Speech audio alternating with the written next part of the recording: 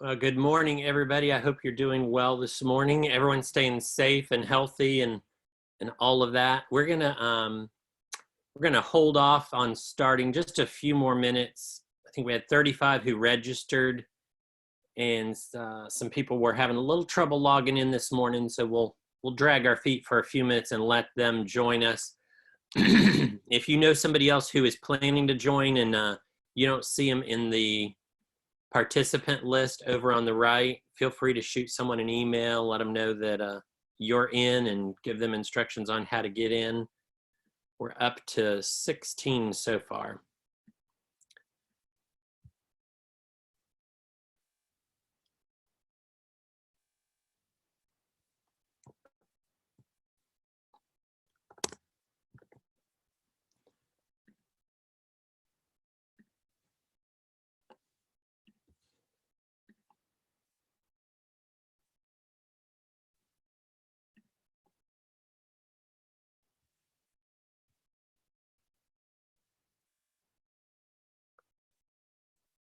While everyone's joining in, we still got a few more coming. I will let you know that we are recording today's session, and an email will go out later this morning with a link to watch the video online. You'll be able to watch it on YouTube, or you'll be able to download it from a couple different spots. We'll include links for that. But while we're in the meeting today, if you've got any questions, down at the bottom of your screen, you should see a button that says Q&A. We ask that you put your questions in there, and we will answer them either live in the webinar, or we'll answer them via text through that. We ask that you put all the questions in the Q&A rather than the comments. Comments section is where I'm going to post some links a little bit later, the chat room. I'll post some links a little bit later to documents that we cover, some things that Chris shares, so that you can download them and read them again on your own later in the day at your leisure. But the Q&A section is going to be where you want to put in your questions. So for those of you who just joined us, we are recording. We'll share a link later so that you can watch this again and review everything. And then I will share links to all the documents that we go over in our chat session. They'll also be sent out in an email later as well. If you've got any questions throughout the session, just pop those in the Q&A, and the panelists will be watching those, and we'll try to get Chris to answer them as we go. But let's go ahead and get started. My name is Michael Bell. I'm the Director of Client Relations for Loebsack and Brownlee, and we're happy to host this today. We've also got Sarah on the call with us. Most of you know Sarah from the Coastal Georgia Apartment Association. And then, of course, our speaker today is Chris Loebsack. Many of you know him already. He's the managing principal from Loebsack and Brownlee Law Firm. We're an evictions-only firm, and we represent many of you, some of you in Georgia, South Carolina, and North Carolina. And so we're here today to talk about evictions during COVID. So Chris, I'm going to unmute you, and we will let you take it away. Thank you, Michael. And Sarah, Sarah's a gray box, but thanks for hosting us, Sarah. We appreciate you taking the time to put this together for us. Thank you for doing this. We appreciate it. It is absolutely my pleasure. So today we've got a bunch of stuff to talk about that is COVID related. I think Sarah originally requested that we talk some about fair housing, and so I've got some information from HUD that has come out. April is a fair housing month, and so one of the things we'll talk about is their announcement that they put out about a week ago. But you know, the most important thing is right there. Michael just popped it up on the screen. The act that got passed on March 27th, called the CARES Act, is really the starting point for all this fair housing conversation we're going to have today, because it created some new and immediately applicable law that is national in scope and substantial in its effect for those who are covered by it. So we're going to go through it a little bit. We're going to take some time to just go through the actual verbiage of the statute. Even though this isn't fair housing related information, it's sort of precursor information so that we can have conversations about how this might impact some of your fair housing concerns here as we go on through the seminar. But the act itself has a section that is now pretty well known to most everybody who is in the multifamily industry. It's called the Moratorium on Eviction Filing section. Section 4024 specifically of the CARES Act provides a moratorium for evictions nationwide. Now, the issue is, where does it apply? Or I'm sorry, to whom does it apply? And that is the key part of knowing what this statutory reference means. So every good statute starts with definitions, and Section 4024 is no different. A covered dwelling, in other words, a dwelling that is covered by the CARES Act, is one that is occupied by a tenant pursuant to a residential lease, and B, is in or is a covered property. So if the dwelling itself is part of or is a covered property, then you have a covered dwelling. Okay, great. What does covered property mean? That's number 2, definition 2. Covered property means any property that participates in a federal housing subsidy program. So if you have a tax credit property, if you have an elderly housing support property, if you have a Section 8 property, if you have any of those things, rural financing, rural housing voucher program, all of those things are federal housing subsidy programs. If you participate in any of those, then of course you're covered as a covered property. But for those who are just regular multifamily apartment operator types, Part B of this definition is the one that you need to look at. A covered property is also a property that has a federally backed mortgage loan or a federally backed multifamily mortgage loan. All right, what does that mean? We're going to go down to Section 4, federally backed mortgage loan, and Section 5, federally backed multifamily mortgage loan, to talk through those things. So all this is to say that your property may be covered by this statute. It may be subject to the moratorium depending on what kind of mortgage loan it has. Well, that's not part of what most of the operators that we deal with on a day-to-day basis are familiar with. The financing for a particular property is usually a high-level owner issue. And that is to say that many of our clients who are property managers or assistant property managers are calling us asking if they're a covered property because they don't know the answers. And if you don't know the answers, then it is very important that you educate yourself and find out. And we'll talk about why here in a minute. So federally backed multifamily mortgage loans, as most of you on this call are probably multifamily operators, let's talk about that. Term federally backed multifamily mortgage loan, definition 5, includes any loan other than temporary financing that is A, secured by first or second lien on residential multifamily real property, which means that it's designed principally for the occupancy of 5 or more families, including any such secured loan or the proceeds of which are used to pay or pay off an existing loan secured by the same property. Okay, so if you have a property that's designed for occupancy by 5 or more families, and you have a loan that is backed by a first or second lien, you are potentially covered, and that loan is made in whole or in part, or it's insured by, or it's guaranteed by, or it's supplemented by, or it's assisted in any way by any officer or agency of the federal government in connection with any housing or urban development program administered by the Secretary of Housing and Urban Development, or a housing or related program administered by any officer or agency, such as the Federal Home Loan Mortgage Corporation or the National Credit Mortgage Association. So all of that means that if you have a loan that has any federal component to it, any sort of Fannie Mae or any sort of Freddie Mac involvement, doesn't have to be just issued by Fannie or Freddie.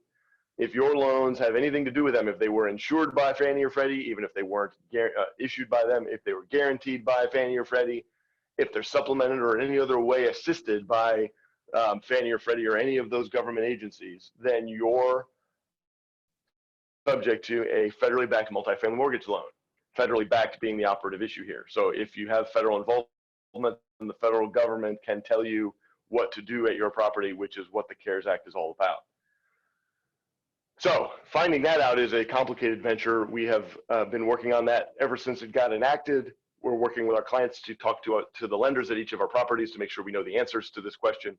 But for those that are covered, that have a federally backed multifamily mortgage loan, then we move on to B. For those properties, then B, the moratorium is in place. It says during the 120-day period, beginning on the date of enactment of this act, which is March 27th. So for 120 days after March 27th, the landlord of a covered dwelling, that is an apartment that's in a covered property, which could be yours, the landlord may not do the following two things during those 120 days. Remember, 120 days is 4 months. You may not make or cause to be made any filing with a court of jurisdiction that initiates a legal action to recover possession of the dwelling from the tenant for non-payment of rent or other fees or charges. So if you have a covered property, if there is a federally backed multifamily mortgage loan in place at your property, you may not for 4 months start any eviction action against any tenant for non-payment of rent or other charges. Let that sink in for a second. 4 months is July. And worse, we're going to talk in a minute about Section C, the notice section. It's actually longer than that before you can file. But what it doesn't say here is all eviction actions against all tenants are prohibited. They're not. You're only prohibited from eviction actions that are new filings that haven't already been started before March 27th. And you're also permitted to initiate new eviction proceedings if they are about something that isn't non-payment of rent or other charges. So if you have an unauthorized occupant, if you have a fight between residents, if you have somebody smoking marijuana, if you have somebody who is creating or not following policies with regard to your staff on site and they're creating disturbances with your leasing operations, if you have somebody who doesn't have the utilities in their name, if you have somebody who lets their insurance lapse or their renter's insurance falls out of favor, any of those things are all other than non-payment of rent or other fees or charges. And so those kinds of cases can all still be filed and should. We've told a number of our clients that our recommendation is that you use this as an opportunity to sort of weed out the bottom of the barrel residents from your community. Even though you may be prohibited from evicting people who don't pay you rent for the next 4 months, you're not prohibited from evicting people who are not following the rules in other respects. And anybody who's been in this business for a little while knows people who don't pay their rent on time are also fairly likely to not follow some of the other rules in their leases either. And so it may be an opportunity for you to get rid of some of the people who are habitually late payers of rent by relying on other lease violations as the basis for your eviction actions, because the moratorium doesn't apply to those. So think about that. That's certainly a strategy point for you as you go forward in this weird new era that we're in right now. Using other than non-payment cases as a way to weed out some of the bad apples from the barrel is a good idea these days. The other piece is, and this one's a very important one that seems to have slipped people's minds, the moratorium, if you are on a covered property, the moratorium says that number 2, you may not charge during this 120-day period fees, penalties, or other charges to the tenant related to non-payment of rent. So late fees. You may not charge late fees to your residents for non-payment of rent. What about NSF fees? I've had that question a lot, and I tell people the answer is if the payment that bounced was a rent payment, then I think you are not allowed to charge NSF fees based on the non-payment of rent. If they bounce a security deposit check, that's something different, and certainly you could charge them an NSF fee for that. Now, but if they're trying to pay their rent to you and that check bounces, then I think this section prohibits you from charging them the NSF fee for the 120-day moratorium period. Again, through July. Technically speaking, the moratorium runs 120 days, ends on July 25th, for the record. Now, there's a section here called notice, and this deals with how do you actually evict somebody when the moratorium ends? And this is an important one to keep in mind too. The lessor, the landlord of a covered dwelling unit, may not require the tenant to vacate the covered dwelling unit before the date that is 30 days after the date on which the lessor provides the tenant with a notice to vacate. So during the moratorium or under the CARES Act, if you are trying to evict a resident who doesn't pay you rent, who you're not allowed to file an eviction action on, you're not allowed to require them to vacate the dwelling before 30 days after the date on which you give them written notice. And 2, you may not give that notice until after the expiration of the 120-day period. So if you have residents who aren't paying you rent, what this section operates to conclude is that you actually can't start an eviction action against them on July 26th. Well, 26th is the Sunday, so it would be July 27th, which is 121 days. You have to give them a 30-day notice first.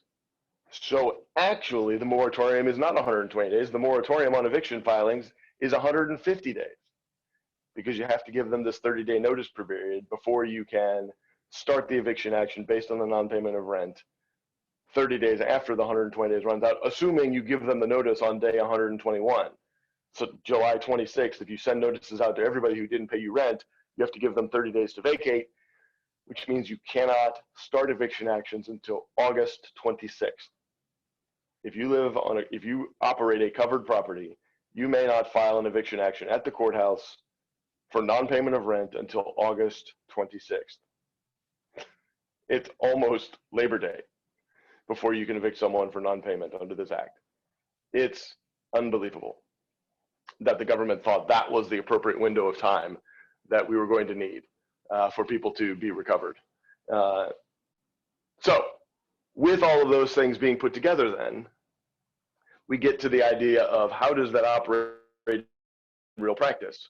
One of the questions we've gotten many, many times is, what if we want to waive late fees this month and not impose them in April? We had a lot of clients ask us this question. And the answer was, of course, well, you may be required to waive them. Do you know if you're subject to the act or not? And a lot of people did not know the answer to that.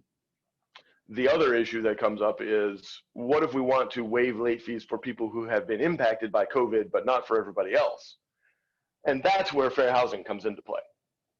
So the overlay here is fair housing in the time of crisis like this, where you're trying to be mindful of people's actual life situations. You're trying to be respectful of their ability to operate their day-to-day lives being hampered by the existence of a pandemic and the crisis that's ensued. You're trying to be respectful of all those things, and you want to help those people that need help, but you don't want to offer help to people that don't need it, and you don't want to just give people a free pass. Well, of course, that immediately ought to trigger in your mind that treating different people differently is always a fair housing problem, because you never know why someone will think they were given a different outcome than somebody else. Oftentimes, they will claim that it's discriminatory if you don't have a really good explanation and don't have really good messaging around these issues. So as you go into this period of time, as you are in April now, and as you go into future months, keep in mind that if you're trying to have separate programs for different categories of people, that is always a Fair Housing Act looming in the background.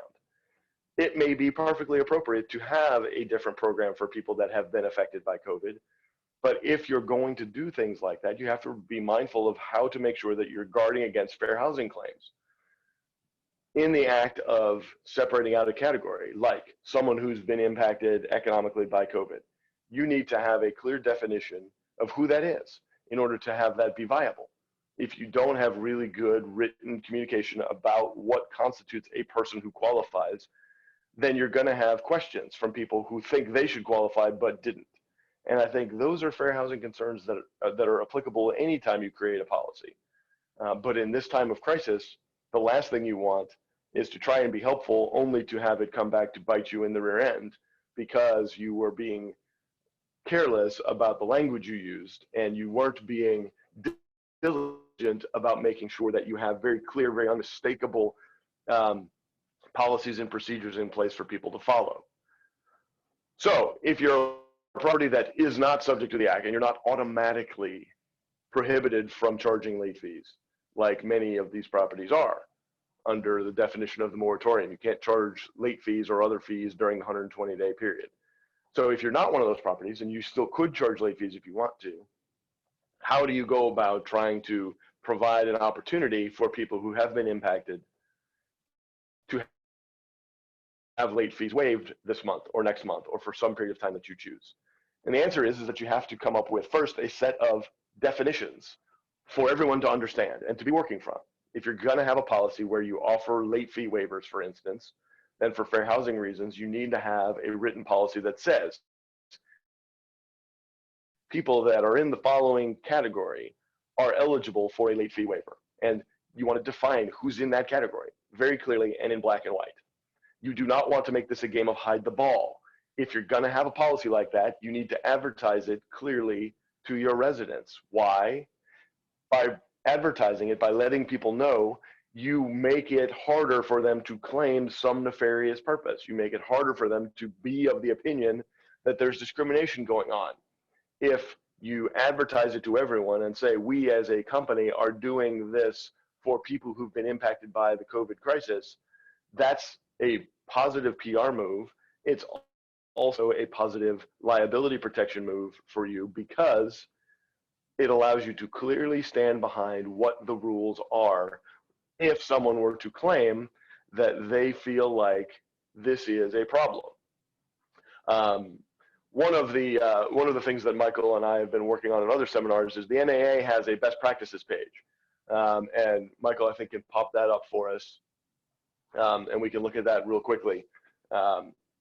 There is a slew of resources for all of our apartment association friends, no matter where you are, because you're automatically a member of the NAA, and they have been tirelessly working to populate a COVID-19 page with all kinds of best practice documentation.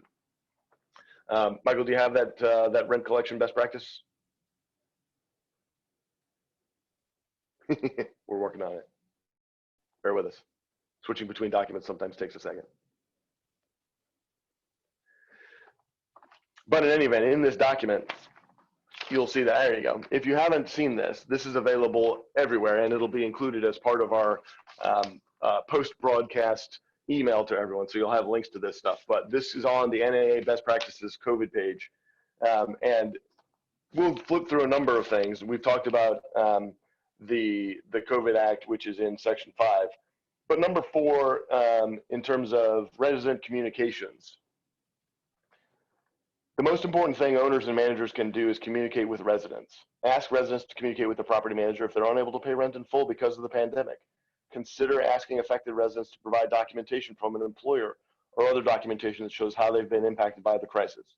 However, before you ask for that documentation specifically, be sure to check with your local laws and executive orders that are in effect in your jurisdiction, which might provide additional information on what you can ask or how you can ask for documentation. But frequent and timely communication is the best course of action. What they're saying here is that what you need to be doing at a time like this is letting people know what's available as information.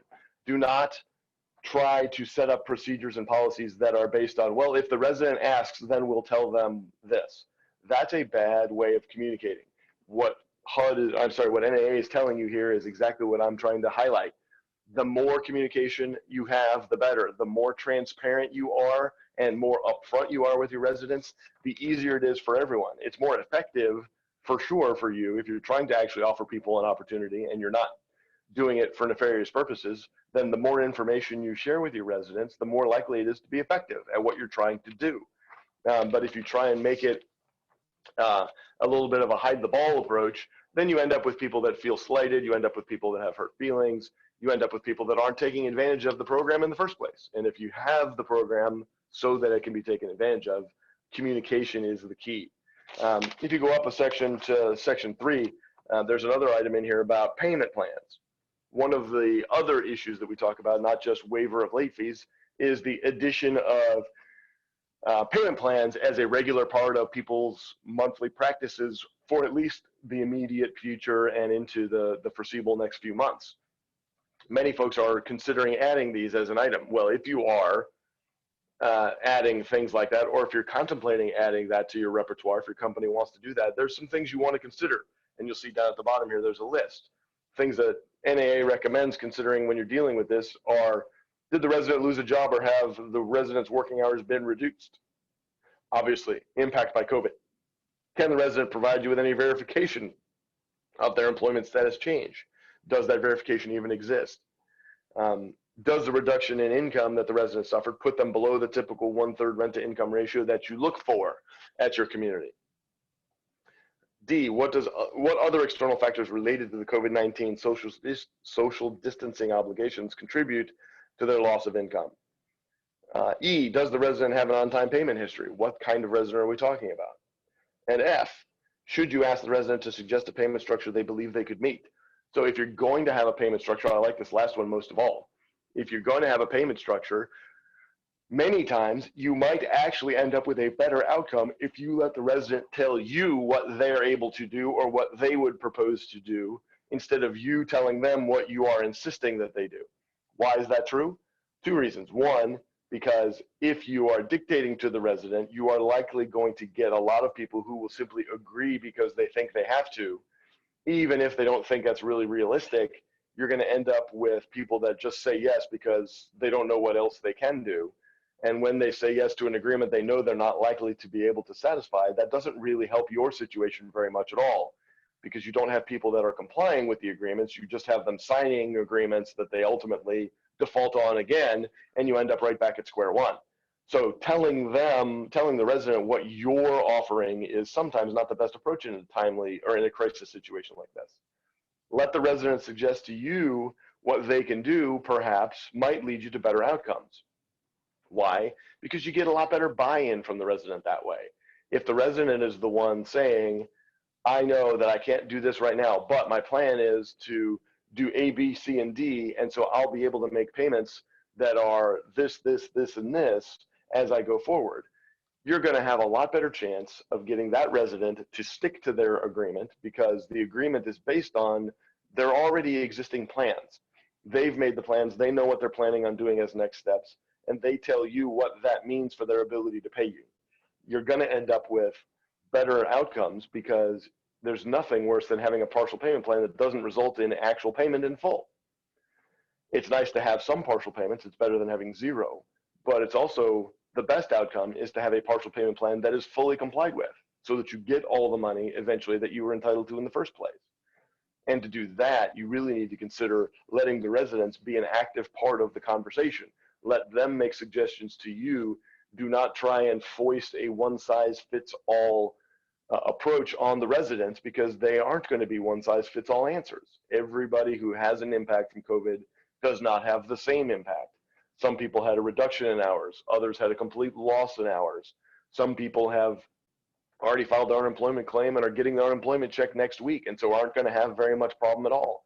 People are getting their stimulus check, $1,200, $1,300, $3,200 for an average family of four is showing up in the mail this week.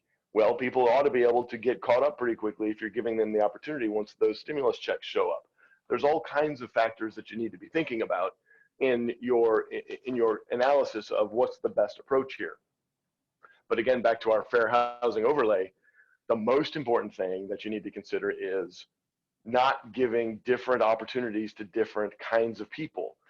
Just because you're letting residents suggest the outcomes to you in terms of what they're able to do doesn't necessarily make it a fair housing problem. But giving different people different opportunities altogether is a problem. If, for instance, like many clients, your first reaction was, well, we want to offer a partial payment plan, but only if they ask for it. Well, that's a problem. Why? You haven't done anything discriminatorily if you're just saying we have a policy, but only for people who ask. Well, here's the problem.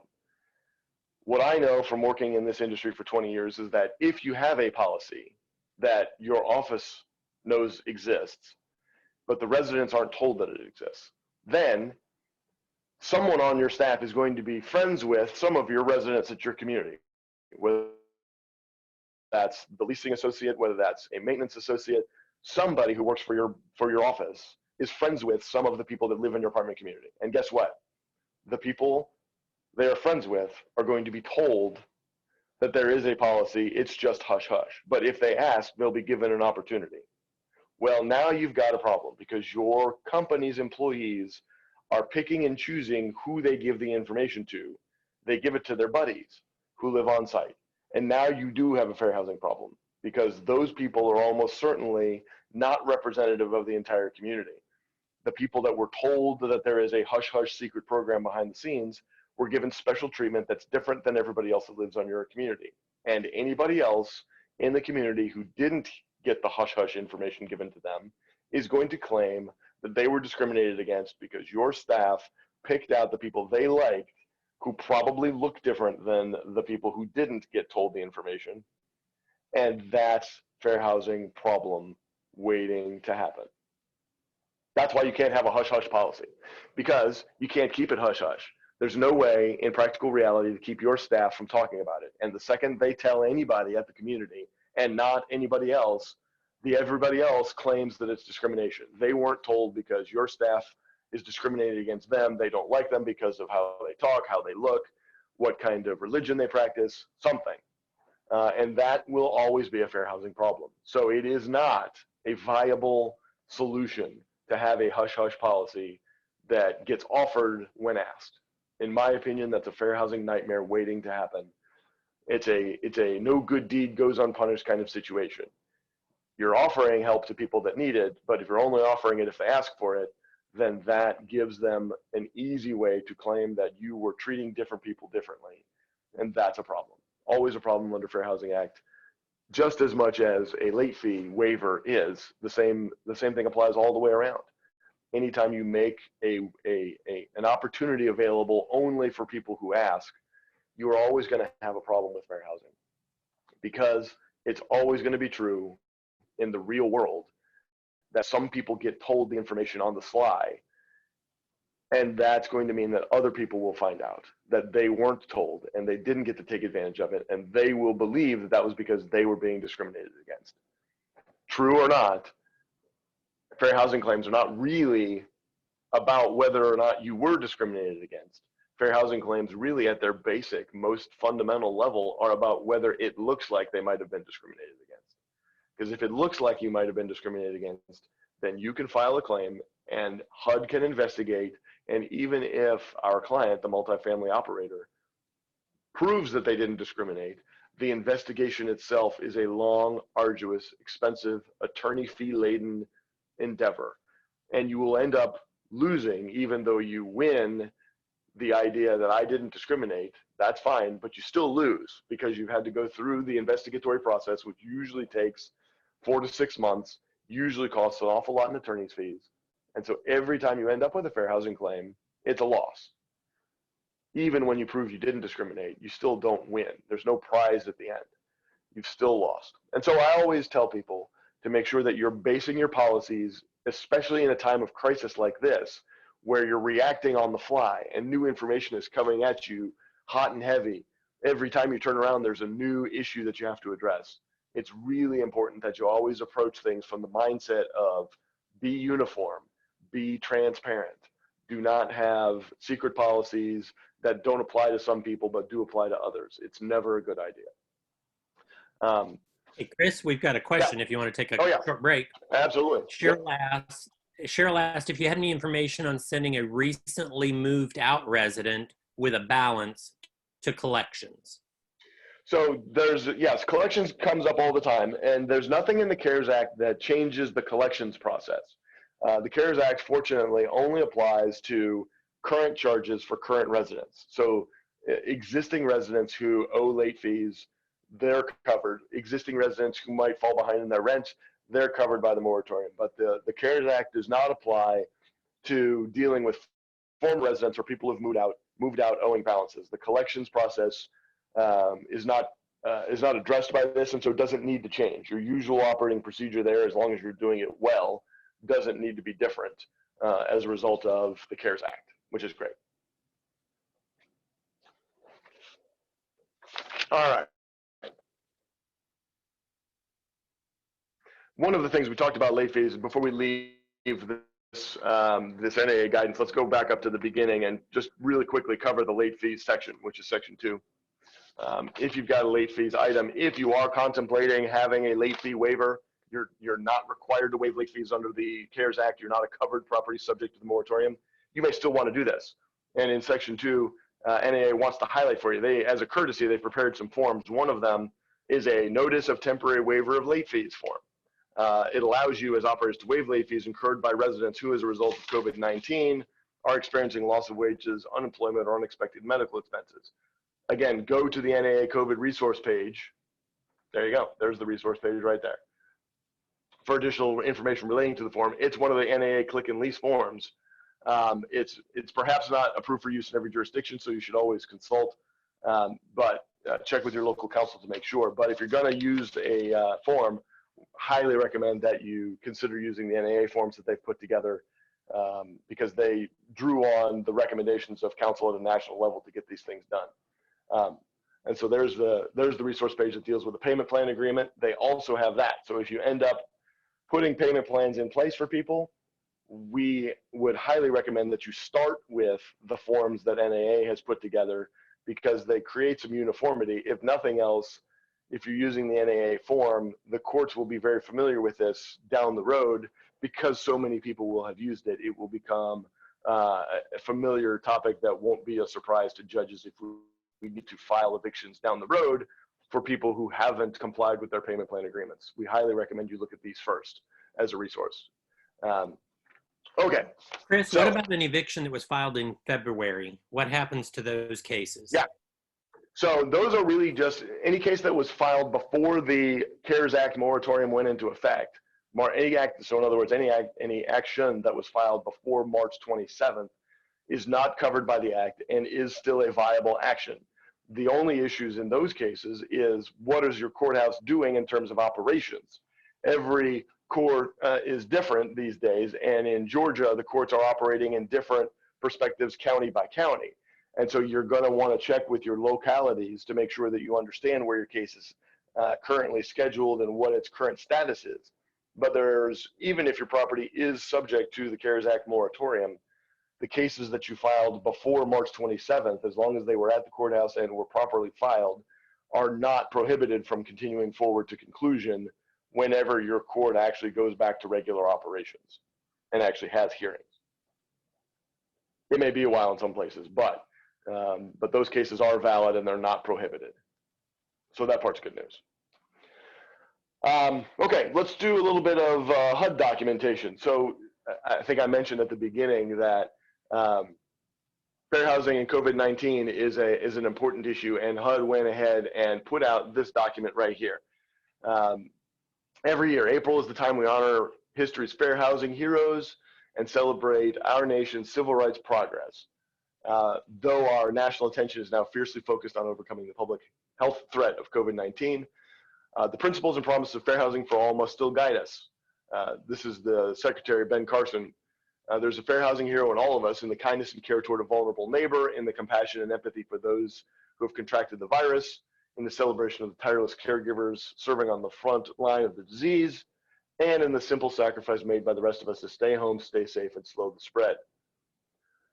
During this national emergency, HUD is reminding housing providers and the public at large of important federal fair housing laws that protect people from discrimination, including harassment and intimidation, in their housing and related services on the basis of, here's the list, race, color, religion, national origin, sex, meaning gender, familial status, and disability. Those are the lists. Those are the protected classifications. The Fair Housing Act and other federal, state, and local laws collectively prohibit discrimination in nearly all housing transactions and residential settings across the nation. Now, as always, HUD is here to enforce those fair housing laws and ensure that the services are always available free from discrimination. So, as the CDC has made clear, viruses don't target specific racial or ethnic groups. Be aware that the Fair Housing Act and other federal laws prohibit the eviction, turning away, or harassment of a person in housing because they are profiled on the basis of race, national origin, or other protected class to be associated with COVID-19. Many people have by now heard that the disease is having a disproportionate impact on certain segments of our population. There are definitely, for some reason, disparate impacts that the disease is inflicting, especially in the death category, on members of minority classifications. Well, that is a COVID-related fair housing problem waiting to happen. If you have members of minority classifications living on your property and you are treating them as especially worrisome in some way, shape, or form as part of the COVID emergency, that would be a problem. The Fair Housing Act prohibits retaliation and intimidation against persons who report acts of discrimination they've witnessed to law enforcement authorities like HUD, or to aid someone who's been the victim of discrimination. So you need to be spending time with your maintenance staff and your leasing staff, reminding them that just because we are all starting to hear that there may be some sort of disproportionate level of impact on minorities, especially in the death category. That does not make them a pariah. That does not make them lepers. That does not allow us to treat them differently. That does not allow us to treat them with some level of additional concern that we aren't expressing towards other residents. You cannot have special measures. You cannot be taking special precautions when you're dealing with entering the apartment of someone who's a minority because you're worried they might be especially susceptible to COVID. Those are the kinds of things that Secretary Carson is talking about here. You cannot allow information to sway your actions in regards to who is being targeted, who is being affected more significantly, and most importantly, what are you doing about it? There's so much still to learn about COVID-19. We know, however, that people with disabilities, including those who are older and have underlying medical conditions, are vulnerable and are at high risk for severe life-threatening response to the virus. HUD recognizes that these people may face unique fair housing and civil rights issues in their housing and related services. Housing providers are required to make reasonable accommodations that may be needed to deliver housing and services to persons with disabilities affecting major life activities. What does that mean? That means that if you have residents who have a disability, who are elderly, who have some other form of disability, and they come to you and say, I know that you have limitations in what you're doing as a result of the COVID virus, but I need you to make a special accommodation for me because of my disability, you need to keep that in mind. That's a mindful issue. You have got to make sure that you're paying attention to those sorts of things. They may happen, and you cannot tell people, we don't do that right now because of the epidemic. You have to be cautious about how you handle people with disabilities. If they're asking for a special circumstance, you still need to remember that the Fair Housing Act entitles them to request a reasonable accommodation. If your policy right now is we don't enter residents' apartments except for certain types of emergency repairs, you may need to make a change to that, or at least you need to let your legal counsel know of the request. We have an elderly resident who's asked us to come in and make a change in their unit that's not on the approved list of things we're supposed to be doing. Do we need to treat that as an accommodation? That's a question you should ask. If an elderly resident comes to you and says, I really need you to change this light bulb for me, I can't reach it, it would be dangerous for me to be, this would be dangerous for me to be on a ladder, I need help, I need this light on. You cannot just simply disavow that request by saying, right now we're not doing light bulb changes. And if we're not doing light bulb changes, generally, you may still have to consider doing it for a resident like that who is elderly. We had a question that someone sent in a notice that I wanted to take a minute to look at with you all, dealing with late rent. If someone has emailed, Michael, do you have this up on the screen? No, but I can pop it up in just a second. Okay.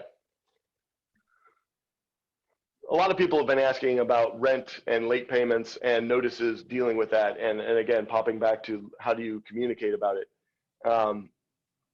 We understand that these are difficult times and some of you may have lost your jobs.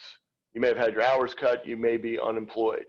Despite these circumstances, you're required to pay your rent on time. Still true. Not very savvy, but true. While this may sound like we're being uncaring, please keep in mind that all of our expenses, including bank mortgages, taxes, insurance, payroll, etc., continue to be due and payable on time. Again, all true, not very savvy, but true. Our policy is to enforce the payment of rent remains as they were before. Rent is due on April 1st, and if not paid by April 5th, you will incur a $150 late fee. Evictions will be filed.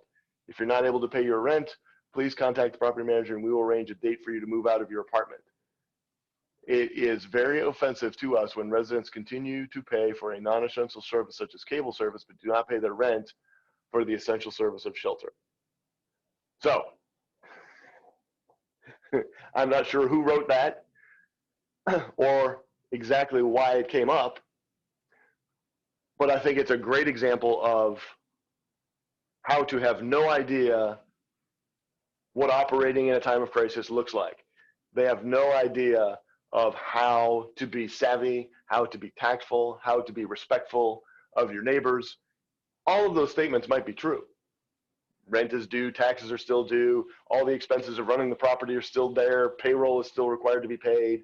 All of those things are true. But sending a letter like this, which is borders on a plain threat, is exactly the kind of situation that is going to get people in trouble. People being tone deaf like this in a time of crisis is almost unforgivable, and probably will result in many of the operators who take approaches like this having claims made against them.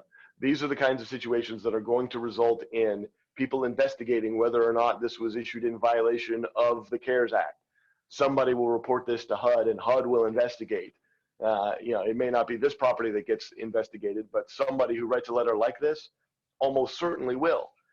They will have a HUD field office will get called and will be asked if this was proper. Someone will send this to their local news agency, and the news reporter, who does know that the CARES Act has an eviction moratorium, will review it. And they will probably do some investigative reporting, and they will dig in to figure out if there are public records that allow them to differentiate what kind of mortgage does this property have.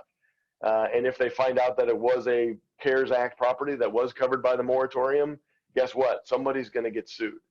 Those are all the kinds of fair housing related issues. That's where HUD comes in. The reason why HUD sent the memo we were just looking at is because of issues like this. HUD is not kidding when they say they are going to be there continuing to protect people from discriminatory practices.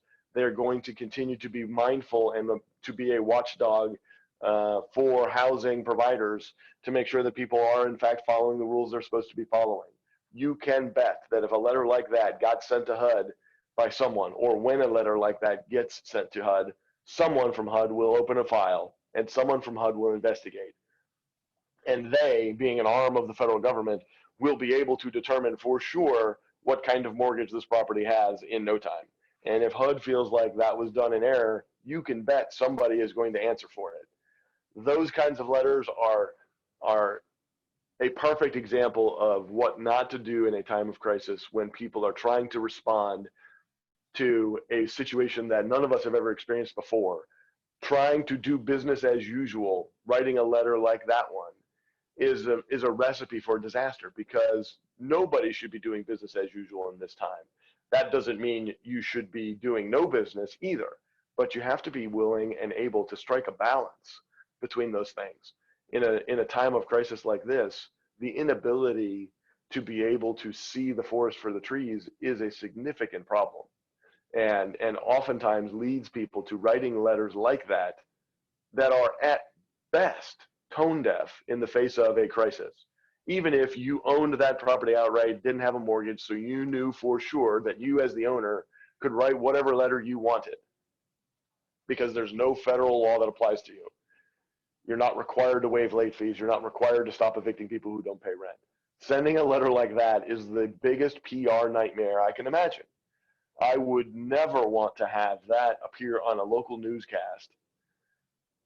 And it's easy to get a letter like that in the hands of a broadcaster, because the broadcasters want to talk about public interest stories. And what's more public interest than how people might be mistreated in this time of crisis? And so you're just inviting someone to reach out to their local investigative news reporter and bring that up. Even if you have a good explanation for why it's not illegal to send that letter, you sure aren't going to have a good explanation for why you are such a hardcore Grinch who stole Christmas kind of person that you write a letter like that. And that's really what people will think of you. Those letters are not what you need to be doing in this time of crisis. Maybe as you move on forward and you start to find that people are taking advantage of the situation in months 2 and 3, and there are people who are just saying, I'm just choosing not to pay my rent because you can't do anything about it. Well, those people deserve a whole different reaction. But this month in April, just weeks after we figured out what the problem is, no one knows who's who. No one knows what impact is what. Nobody has received government stimulus yet. Unemployment claims are slow to be processed. People are still suffering the effects of this. And to be the kind of person that writes plain threat letters like that one puts you in a category that is just inviting a target on your back. and nobody should be trying to do that. It's hard enough to do our job as multifamily landlords as it is. Inviting a target on your back is just making it that much harder. And then I think we've got one more. We have one more document that I think I sent to Michael right before we started this morning. There you go, the HUD COVID resources and fact sheets. So HUD in April every year marks Fair Housing Month. And so in this year's version, April 6th, they issued this fact sheet. And I wanted to make sure that everyone has this because this year's theme is not COVID, even though we just read the Fair Housing COVID sheet that Secretary Carson put out. This year's theme is focusing on eradicating sexual harassment in housing. And they want to make sure that people are still focused on that. It's going to be, unfortunately, it's not going to get the attention it needs this year because of the COVID-19 crisis. But this is an interesting one. And when I give my full 2-hour seminar on Fair Housing Act, we talk a little bit about sexual harassment liability. And this is this year's April Fair Housing Month theme focuses exactly on that. HUD is trying very hard to make sure that people are aware that we're really focusing on eradicating the kinds of behaviors that constitute sexual harassment in housing transactions. And they often can be subtle, and the issue of dealing with sexual harassment in housing has been one that they focused on in their press release, where they put this document out. HUD, actually spent time talking about the fact that they have recently forced housing providers into settlements under the Fair Housing Act because of sexual practices. In California, for instance, they had a multifamily property management company that got a significant penalty imposed on them when a fair housing claim was filed by certain residents of the community, claiming that a number of them had been subjected to sexual harassment by the property manager at that site. And when the investigation revealed that the property manager was indeed doing things like trading services for favors and doing it in a way that was targeting a number of members of the community, not even just one person, the investigation clearly turned to the fact that the management company had an employee that they needed to be doing a better job of managing, monitoring, and moving out of the position, but weren't. And so the management company is the one who was the focus of that inquiry. Sexual harassment in housing takes many forms, and we've dealt with a number of issues over the years. But in today's era, HUD is very much focused on getting the public to realize that just like we have discrimination for sexual harassment in the workplace, there is the same concept in housing, and it's a new one that HUD is focusing on. The Fair Housing Act wasn't amended. This isn't a new provision under the law, but it is one that HUD has taken the time to devote this year's Fair Housing Month to the issue so that people become aware of it, so that people can spend more energy on it. HUD wants to make sure that people don't feel as though they are subjected to any sort of sexual related issues in their housing transactions. Nobody should have to feel that feeling. And that's why years ago, the government made it illegal to do it in the workplace. No one should have to work in an environment where they're made to feel sexually harassed. HUD made it very clear just in the last couple of years that this is a policy that they are strongly adopting and intend to strongly enforce. And the examples are there. They are taking action against housing providers all over the country when they learn of sexual harassment issues that are popping up in these rental housing transactions. So again, if you find yourself to be a person who learns of one of those or hears about one of those, bring it up, make mention, tell it to your boss if it's someone you work with that's doing it. If you hear about someone else in the business doing it, bring it up to an investigator. You're allowed to report these things to HUD without fear of retribution. Discriminatory reporting is protected from retaliation under the Fair Housing Act. So the idea is, if you know better, do better. We talk about that as our seminar calling card all the time. But if you know that HUD is focusing on sexual harassment as part of the Fair Housing month that we are celebrating in April of this year, then hopefully you'll be able to spread that message to other people, because it's something that shouldn't be part of the transaction in the first place. But as with many things, sometimes it takes shining a bright light on the issue before people start paying attention to it or start understanding that there is actually something they can do about it. And in this month of fair housing, I think it's a good time for everybody who's on this call to spread the word to your colleagues.